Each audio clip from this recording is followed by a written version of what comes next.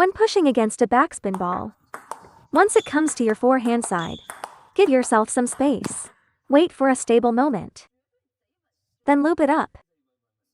If you step back a little, you'll have more time to adjust, and more time to feel the rhythm. That's coordination. You'll have time to complete your motion. You can't play as tight as professionals do. Don't stand too close. Your anticipation isn't that fast, especially for players within 2 or 3 years. We just talked about front and back positions. Now let's talk about left and right. After you push the ball, your right foot becomes the ruler. Let me give you an example. See, I step right here. Never slide your right foot sideways. Many players move both feet together after pushing. Once you move both, you'll lose accuracy. You must hit forward firmly. Even small steps matter. Otherwise, you'll get squeezed. Some players don't move their feet at all, so they end up crossing legs. Their weight stays on the right leg, causing a cross-step movement. And then they miss the next shot. One step is 1 unit of measure. If the angle's small, step a little. If it's short, step forward. If it's deep, step back. If it's wide, step right. Your right leg is your ruler. Use your hips to move. Topspin isn't that strict. You can just block it. Even without much spin, it's fine. But not with backspin. You must step precisely for backspin.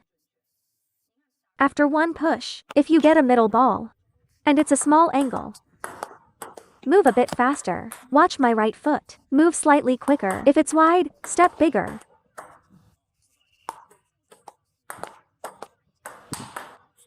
If it's short, step forward with your right foot. You must move one foot. If you don't, you'll misstep for sure. So treat your right foot as a ruler.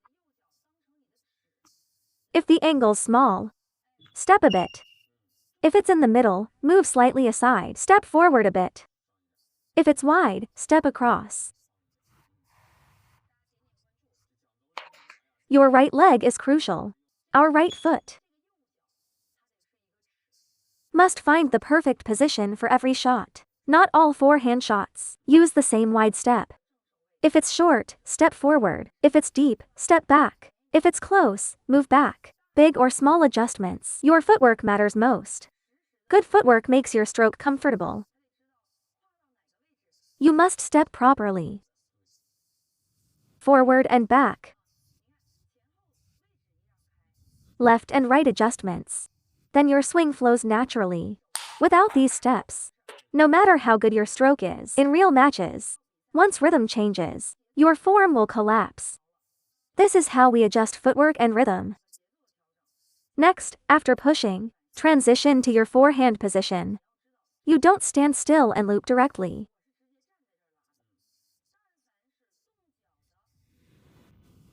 Whenever your foot moves right, and your return has good quality, your stroke must focus on brushing the ball. Impact as a supplement. When I stand here and the opponent pushes to my forehand, I can take it half and half like this. But when the ball comes from here, after you push and move to the forehand side, this ball, you can't loop it the same way as before. Whenever you move your feet, you must make sure to brush the ball first, because at the beginning, your touch and feeling are very important. If you miss 2 or 3 loops in a row, you'll immediately lose confidence. But if you can land 2 or 3 loops, your touch for the day will quickly warm up. So whenever you move your feet, you should focus mainly on brushing. Watch the adjustment. It's about the ratio of impact to brushing. Let me share how I personally make this adjustment. Okay, take a look here. First, look at my current motion. Would you say this is brushing? Would you call this brushing? Yes, it's brushing. So how do I adjust it? When my brushing goes up to this point, that means I brushed a lot. Then at the end I add a bit of acceleration. You see, there's less impact. That's more brushing, less impact. When my brushing stops earlier, at this point, I stop sooner. The following drive is stronger. That's more impact, less brushing.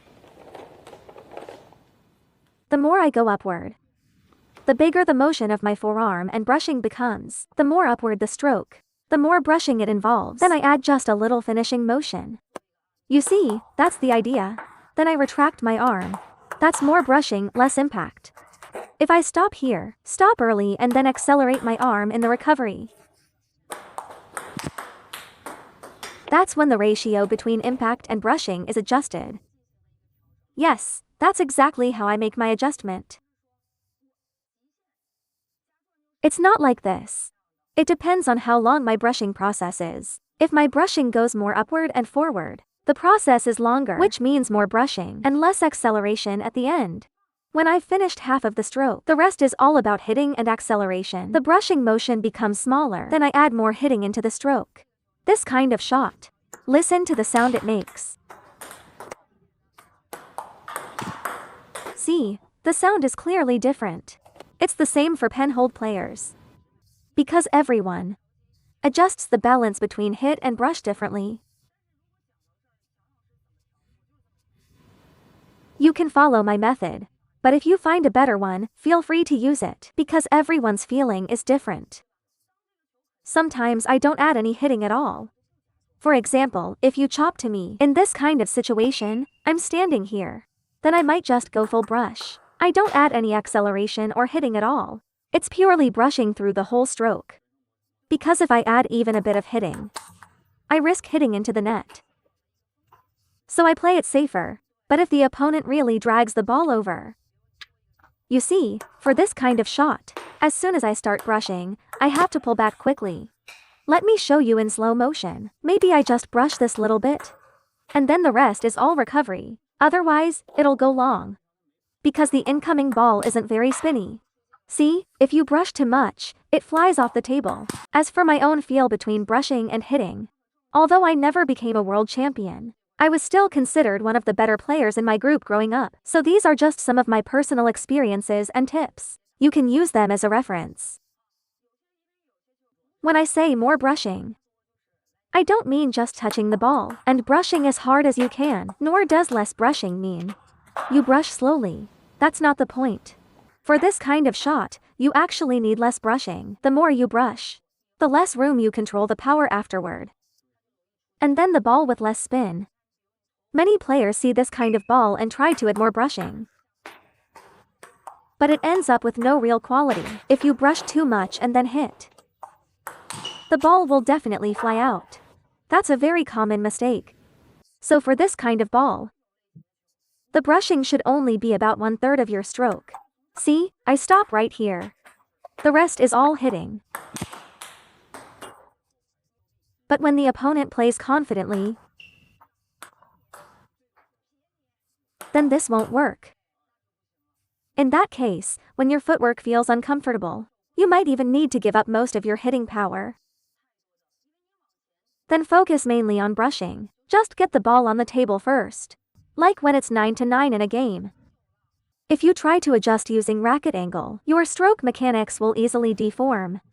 Don't rely on racket angle to adjust. Use your backswing instead. That's actually a great question from that student. It's easily deformed during the match. Use your backswing to make adjustments. The lower your backswing, the more spin the ball will have. Then your racket angle can open up more. See? If my backswing is down here, I open the racket like this. That's for looping topspin. If I start higher, I need to match it accordingly. When you start higher, you can't open the angle too much. The higher the backswing, the more you close the racket. The lower the backswing, the more you open it. I would never decide to open or close the racket during the loop. That's way too hard.